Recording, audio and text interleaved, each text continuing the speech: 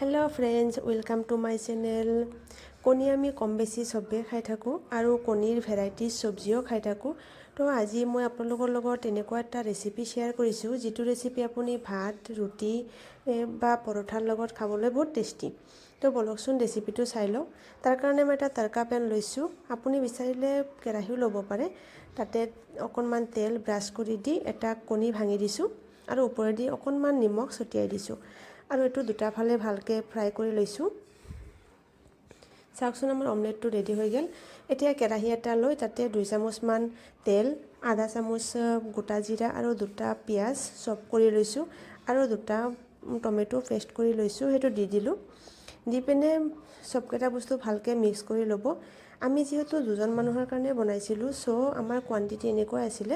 তো আপোনালোকে যিমান কেজন মানুহৰ কাৰণে বনাব আপোনালোকে কোৱান্টিটিটো চাই ল'ব। এতিয়া আমাৰ তিনটা বস্তু ভালকে মিক্স হৈ গেল। এতিয়া ইয়াৰ কাৰণে মছলাটো বনাই লওঁ।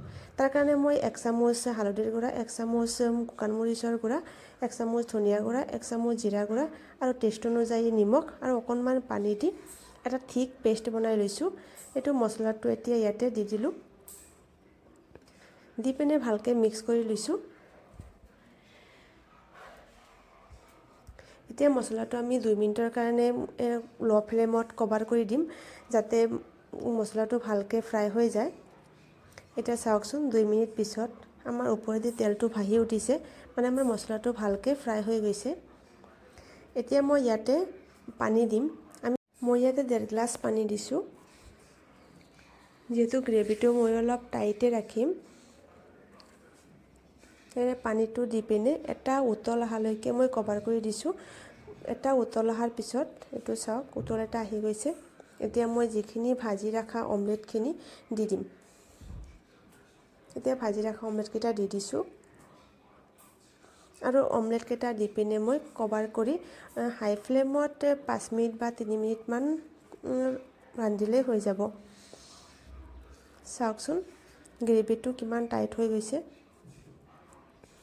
গ্ৰেভিটো আপুনি কিমান টাইট কৰিব বা কিমান পাতল কৰিব হেতু আপুনি নিজৰ হিচাপত কৰি ল'ব। এতিয়া মই দুটা কেঁচা জ্বালা দুফাল কৰি তাতে দি দিছো আৰু ইয়াতে ধনিয়া পাতৰ কুচিও দিব পাৰে। মোৰ ধনিয়া পাত নাছিলে কাৰণে মই দিব পৰা নাই। এটো হৈ গেল। এইটো বনাবলৈ ইমান টাইমো নালাগে আৰু অলপ কম টাইমত বনাই পিনে আপুনি কিবাটাৰ লগত খাব পাৰে। আৰু মোৰ ভিডিওটো চাই কেনেকুৱা পালে জনাবচোন আৰু লাইক, কমেন্ট, শেয়াৰ কৰিবলৈ নাপাহৰিব দে। Bye bye. আকৌ লগ পাম নেক্সট ভিডিওত।